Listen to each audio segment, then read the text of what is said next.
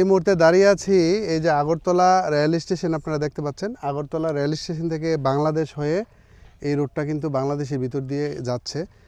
মূলত ইন্ডিয়া থেকে যে বাংলাদেশের যে যোগাযোগ যে রেল লাইন, এই রেল লাইনের উপর আমরা দাঁড়িয়ে আছি। তো মূলত দর্শক, গত 1-1.5 বছর আগে কিন্তু এই রেল লাইনটা ইন্ডিয়ান সরকার এই লাইনটা তৈরি করছিল। মূলত ইন্ডিয়া থেকে যারা এলাকার বা এদিকে আছে, 7 সিস্টার যারা আছে, যে আগরতলা, মিজোরাম, মণিপুর, হ্যাঁ, এই টাইপের এদিকে যে এলাকাগুলো আছে, এরা কিন্তু বাংলাদেশের মধ্য দিয়ে আগরতলা কলকাতা যাওয়ার জন্য এই রাস্তাটা তৈরি করা হয়েছিল।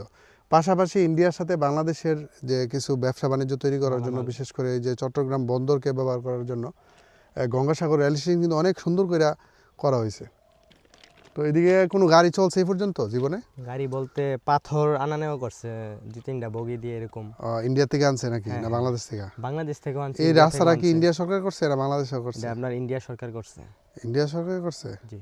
আমি তো জানি বাংলাদেশ সরকারের টাকা দিয়ে করছে এটা। এটা মানে ইন্ডিয়ার পাথরটা তো সবকিছু ইন্ডিয়া থেকে আনা। যাই হোক, আমার জানা মতে এটা বাংলাদেশ সরকার করছে। ওই যে এটা হচ্ছে, এটা কি গেট নাকি বিজিবি গেট? হ্যাঁ, এরপরে যাওয়া যায় না নিউজিল্যান্ডের পরে? সামনে আপনার এখানে বড় করে গেট করছে রেল চলাচলের জন্য আর কি। ও, এইটা কি তা? এটা সুইচ গেট, পানি ইন্ডিয়ার সাথে বাংলাদেশের। এটা হচ্ছে বর্ডার, হ্যাঁ, কাঁটাতারের বর্ডারটা হচ্ছে এটা একদম কাছে, আমাদের একদম কাছে কিন্তু বর্ডার। এই জমিগুলা কোনখানের, বাংলাদেশের না ইন্ডিয়া? মানে সীমানা আছে, সীমানা পর্যন্ত বাংলাদেশেরও আছে, আবার ইন্ডিয়ারও আছে। যাই হোক, আমি আসলে এদিকে আসছিলাম, আমার অনেক ফলোয়ার আপনারা আগরতলাতে থাকেন। আগরতলার একজন বলছিল কি জুয়েল দাস না কি জানি একজন নাম, উনি আমার বলছিল যে এই রেল লাইনটা ভিডিও করার জন্য। তো আপনার রিকোয়েস্টে আমি আসলে এখানে আসলাম। তো আমার কাছে ভালো লাগলো। এই রেল লাইনটা কিন্তু অনেক বড় একটা রেল লাইন। এই গ্রামটার নাম কি? খারকুট। এটা হচ্ছে খারকুট। খারকুট।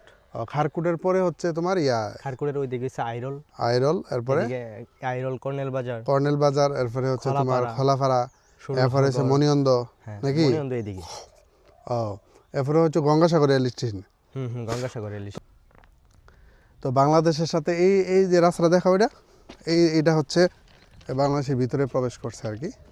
তো এটা হয়তো কবে রেল চলে এটা আমরা জানি না। হ্যাঁ, হয়তো সরকারের বাংলাদেশের সাথে ইন্ডিয়ার সম্পর্ক ভালো হইলে হয়তো চালু হইতে পারে। এখন বর্তমানে অফ আছে। একদিনও চলছে না? মানে আপনার মানে চলছে না আর কি, এরকম মানে কেউ যাতায়াত করছে না আর কি। যাতায়াত এমনি ট্রায়ালমূলক একবার চালাইছে, মানে রেল লাইনটা ঠিক আছে কিনা এটার জন্য নাকি? তোমার নাম কি? না, আমার নাম সাইফুল ইসলাম রাহা। তোমার বাড়ি তো এখানেই নাকি? জি, আমার বাড়ি এখানে। তাহলে তোমরা এখানেই থাকো সবসময়? এখানে মনে অনেক মানুষ আসে বিভিন্ন জায়গা থেকে? জি জি, বিভিন্ন জায়গা থেকে এখানে ঘুরতে আসে মানুষে না?